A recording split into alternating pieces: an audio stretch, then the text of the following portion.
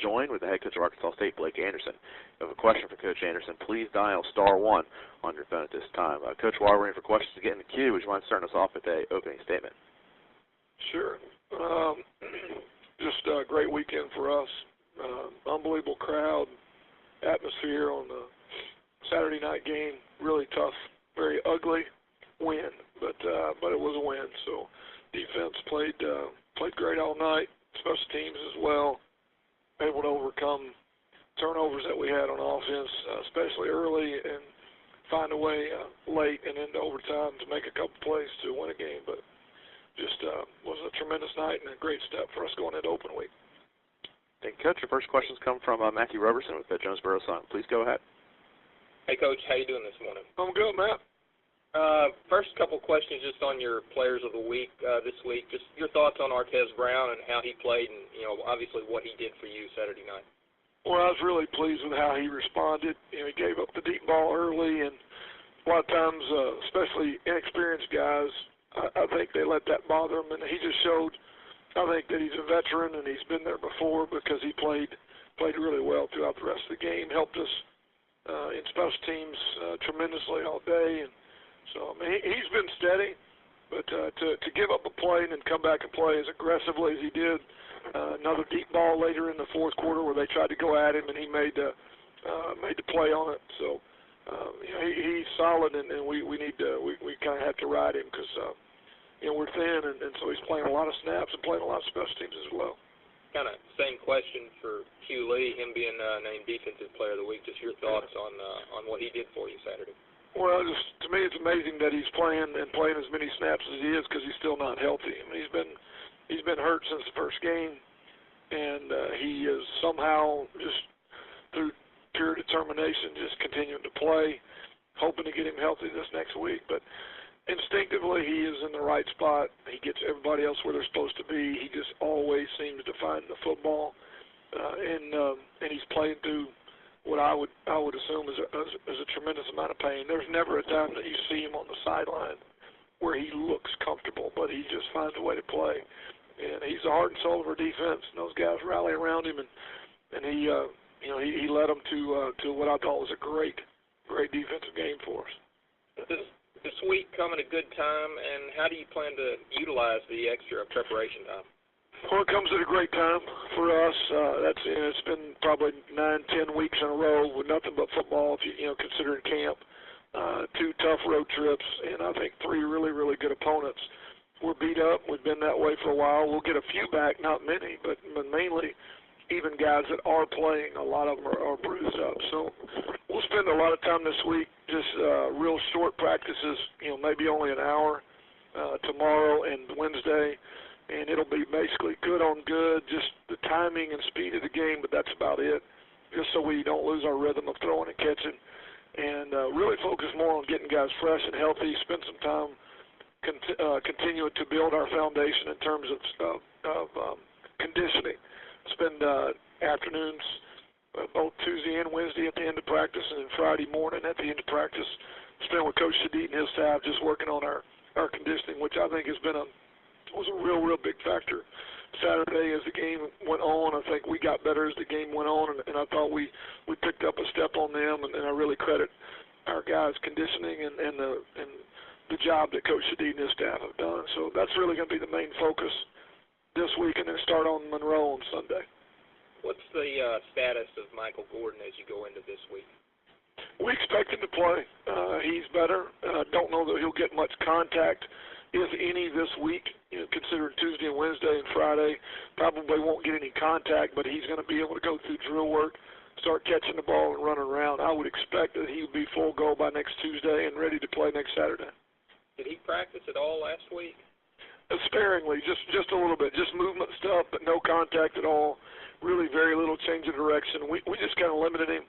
Knew we weren't going to probably play him based off how he looked on Tuesday morning. And so we feel like we're going to get a good bit more out of him this week, and then next week really expect him to be full speed. I assume he's had X-rays, and those are bruised ribs, right? They're not cracked or anything like that. Well, they're not broken. I think there may have been hairline or something along the way, but felt like that we've given it more than enough time to heal, and he's feeling better and better every day. last question for you. Did you about lose your breath when Chris Odom went in on that blocked field goal? Do you think of Leon Lett there the other night? Absolutely. I grew up a Cowboys fan and still am. Yes, exactly. We've covered that situation, but for it to happen, you just realize real quickly that, just instincts take over, and that's not a position that you're in a lot. And Chris, he made a mistake, and we were fortunate to get away with it and survive it, both survive the fumble, that the fact they even got to kick a field goal, but then to survive the fact that ball could have been a turnover if we don't handle it well. So we'll definitely use it as a teaching experience, situation, and make sure that we don't make the wrong decision in the future. All right, thanks, Coach. Sure, man. Thank you, Matthew. Our next questions come from Little Rock, Arkansas. Caller, please identify yourself and go ahead. Hey, Coach, it's Troy at the Democrat Gazette. How are you? Good, Troy. Hey, just curious of the status of Charleston Gurley. I noticed he was wearing that hard cast on Saturday night. Well, he's had wrist issues 2 weeks in a row. He played with the cast both games and is having it reevaluated tomorrow. There is a potential for surgery needed, so we're not sure if his status is going to change. If surgery is needed, then he's probably out for the season, obviously. If he's able to play with the injury, which he's been playing with, he'll play with the cast. So we really don't know. There are difference of opinions, and they won't really know until they go in and do more extensive evaluation. But there is a real potential that we could lose him for the season, and that it's going to have to be repaired surgically, and really within the week or so. So we'll know more. We'll know more in a couple days. When did it happen? Did it happen in the Tennessee game or in practice? Yeah, okay. It did, I believe, and then got a little bit worse, and we've been able to cast it the last couple of weeks and get him through. But I'm not exactly sure where the initial injury occurred, but I know the last 2 weeks he's had to play, with the cast and had it on a daily basis. And conversations really changed this last week as to potentially needing to do more work on it. Yeah, okay. Has work already been done on it now, or? No, it's just been maintenance. This has just been treatment and maintenance as best we could, and just after having specialists look into it, there's just a real possibility that it's going to need to be fixed now as opposed to later. Okay, you don't know for sure if it's broken or not just yet, right? We really don't. No, okay. We don't. I don't know all the details to it. I just know there's a conversation that does carry, surgery and potential, immobilization. So we'll know more in a couple days. Cool. All right, thanks, Coach. Sure. Thank you, Troy. And we got time for one more, also from Little Rock. Caller, please identify yourself and go ahead. Coach, Jeff Reed. How you doing? Yes, Jeff. Good, Jeff. Cal Harris, what is his situation? He's good, sore. He's okay. One of those guys that's got a shoulder that bothers him at times. It's kind of nature of being an old lineman, D lineman, I think. But he came back. We've got him in a harness that kind of helps keep it tied down a little bit more, and it wasn't really secure. And I think he got a little bit loose and just felt a pop. But once we tied the harness down a little bit tighter and got him a little bit more security, he was able to play. He'll be sore for a couple of days, but it's something he plays through every day. It's just part of being an old lineman, I think. Is that a place that's really you can't afford to lose much as the offensive line? Well, we're very thin. As you guys could see, we're just trying to make the numbers work. He services two different spots.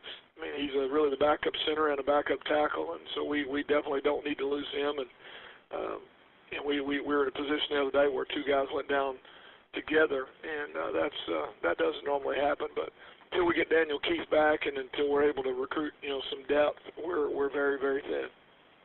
What is the situation with Daniel? It's going to be several weeks probably at best with the low leg, ankle type deal. He's still not really moving on it yet, so we're looking at probably another 3 to 4 weeks, if at all, this season. So probably we're going to have to make do with what we got more than likely, and guys have stepped up and taken on a couple different positions to be as versatile as we can be. But just numbers, that's just not a place that we've got numbers. Have there been any new guys that have kind of stepped up and are on the cusp of getting in the mix there? I'm not sure. It's kind of a day-to-day process with Coach Ellaby. You'd have to ask him more specifically. I know the first guy to go at a couple different spots, but if we get past that, I'm not sure what kind of maneuvering. It may even be, guys that are starters that may even move in and change some spots. So that'd be more specifically something you'd have to ask him, Jeff. Okay, my last question. I missed part of the call. What is kind of the schedule like this week, having an off week? Guys have the day off. They recovered yesterday with some running and lifting. Today's off for them, which is typical for us.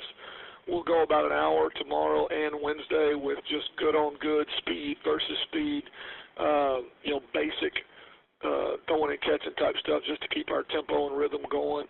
And we'll give them Thursday off, and we'll have a Friday morning practice, which will only last about 35, 40 minutes. And then we'll go to work on Monroe on Sunday, so they'll get Saturday off. At the end of all three of those practices, we'll do some conditioning. I think our guys are in great shape.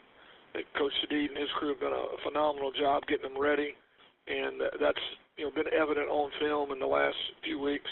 But we're going to work on that some more this week and just make sure that our foundation in terms of conditioning and strength is really where we want it to be. So that'll be part of what we're doing.